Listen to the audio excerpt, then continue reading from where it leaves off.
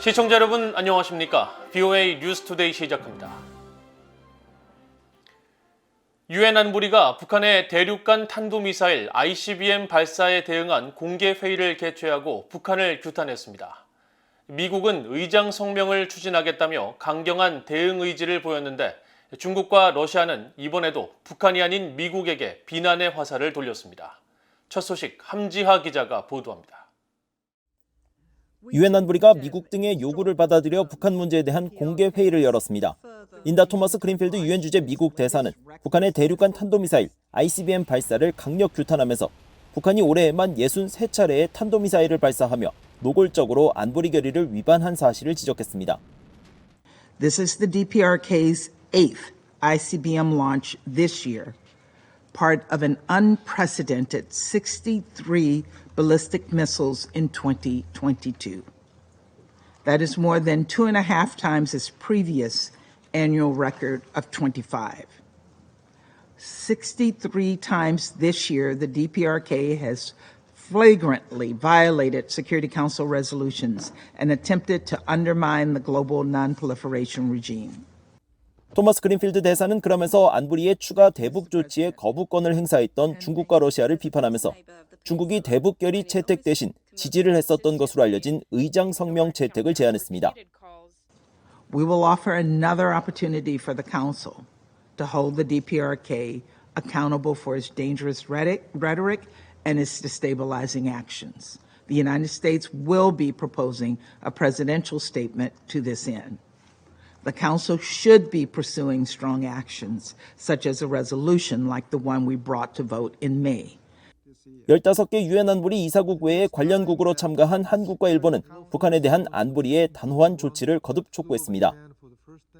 The last Security Council resolution 2397, which was adopted unanimously in 2017, explicitly decided to take action to restrict further the export of petroleum to the DPRK in the event of the DPRK's ICBM launch.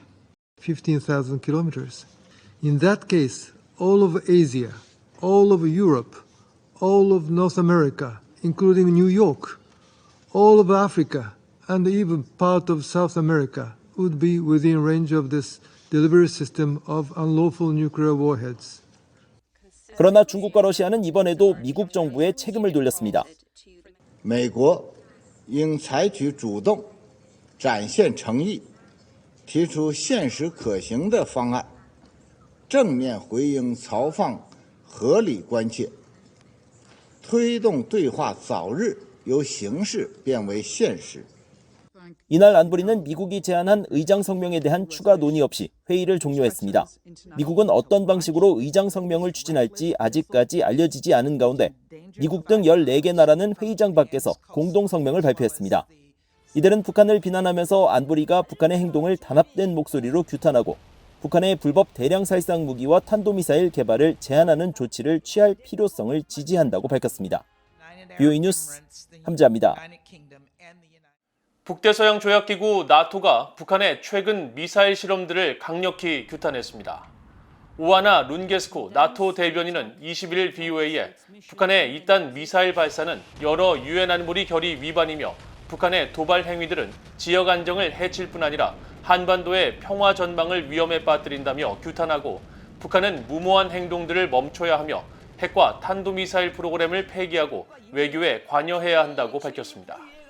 룬게스쿠 대변인은 또 나토는 이 문제와 관련해 영내 협력국인 일본, 호주, 뉴질랜드 그리고 한국과 함께 연대하고 있다며 앞으로도 이들 국가들과 긴밀하게 협력할 것이라고 밝히고 나토의 모든 동맹국들은 완전하고 검증 가능하며 불가역적인 북한 비핵화를 계속 지지하면서 나토는 이 목표를 위해 북한이 의미 있는 대화에 참여하기를 촉구한다고 밝혔습니다.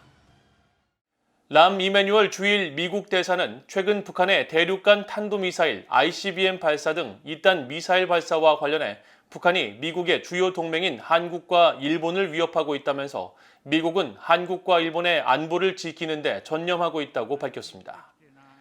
이메뉴얼 대사는 21일 일본 주재 외국 특파원 협회에서 기자회견을 열어 우리의 억지력과 안보 수준은 앞으로의 일을 감당할 수 있도록 확실히 하고 있다면서 이같이 밝히고 조 바이든 대통령은 북한과 협상할 준비가 돼 있지만 동시에 가장 중요한 아시아 동맹인 한국과 일본의 안보를 지키는 데 전념하고 있다는 점을 밝힌 것이 가장 중요하다고 말했습니다.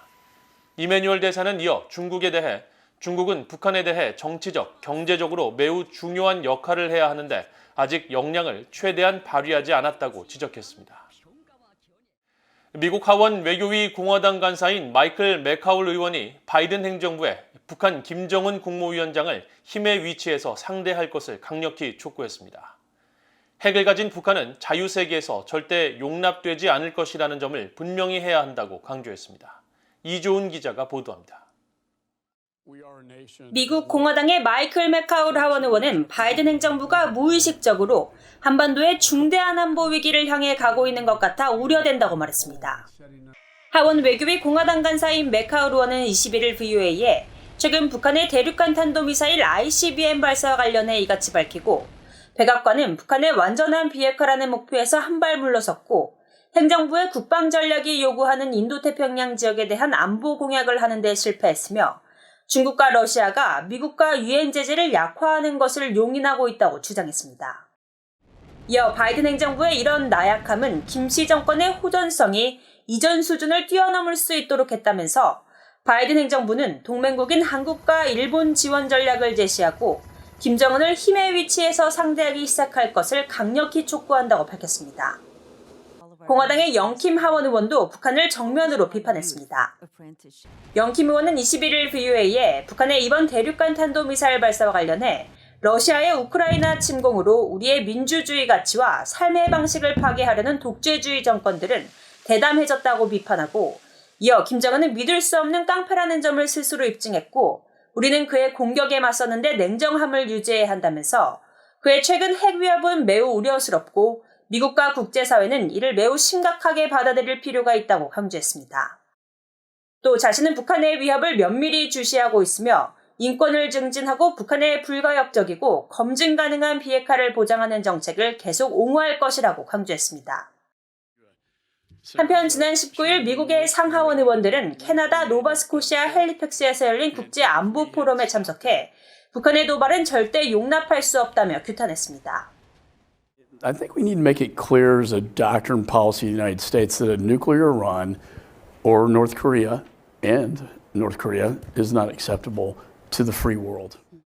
Look, we've got the intelligence agencies in our country that are looking over this very carefully. As a result of that, we do have the plans that you need to make for this kind of thing. 미국 의회 공화당 의원들의 북한 도발 규탄 발언이 이어지고 있는 가운데 민주당 의원들은 대륙간 탄도미사일 ICBM 등 북한의 계속되는 미사일 발사에 대해 아직은 별다른 반응을 내놓지 않고 있습니다. VOA 뉴스 이조은입니다. 마이크 펜스 전 미국 부통령은 전임 트럼프 행정부의 대북 최대 압박 정책은 북한을 다루는 데 효과적이었으며 이를 통해 평화는 힘에서 비롯된다는 점을 증명했다고 밝혔습니다. 펜스 전 부통령은 최근 발간한 자신의 회고록에서 이같이 밝히면서 북한의 김정은은 협상장에 나왔고 우리가 재임하는 동안 미사일 시험과 핵 위협으로 돌아가지 않았다면서 우리 정부는 한반도 비핵화를 위한 길을 만들었다고 주장했습니다. 또 미국의 새 대통령이 취임하자 김정은은 다시 미사일을 발사하고 도발과 위협의 옛 행태로 돌아갔다면서 나약함은 악을 일으키며 우리 정부는 평화가 힘에서 시작된다는 것을 증명했다고 강조했습니다. 펜스 전 부통령은 회고록에서 2018년 2월 한국의 평창 동계올림픽 참석차 방한했을 때 당시 문재인 대통령은 리셉션에서 자신을 김영남 최고인민위원회 상임위원장과 김여정 노동당 중앙위 부부장 등 북한 측 인사들과 한자리에 앉게 만들기 위해 정중한 방식으로 강요를 했지만 자신은 의도적으로 피했다고 밝혔으며 또한 북한의 지속적인 위협과 자국민에 대한 야만적인 대우를 전 세계가 잊지 않도록 하는 데 집중하기 위해 개막식 귀빈석 박스석에서도 김여정 노동당 부부장을 의도적으로 무시했다고 밝혔습니다. 유엔 안보리 대북제재위원회 전문가 패널의 에릭 펜튼 보크 조정관은 북한 서해 초도 해상에서 이뤄지는 선박 간 환적을 지적한 VOA 보도를 인지하고 있다고 밝혔습니다. 펜튼보크 조정관은 18일 북한의 초도 일대에서 지속적으로 환적 의심 행위가 이루어지는 데 대한 VOA의 논평 요청에 초도 인근 해상의 선박간 환적에 대한 VOA의 보도를 봤으며 이 현상은 전문가 패널의 최신 보고서가 다룬 내용이기도 하다고 밝혔습니다.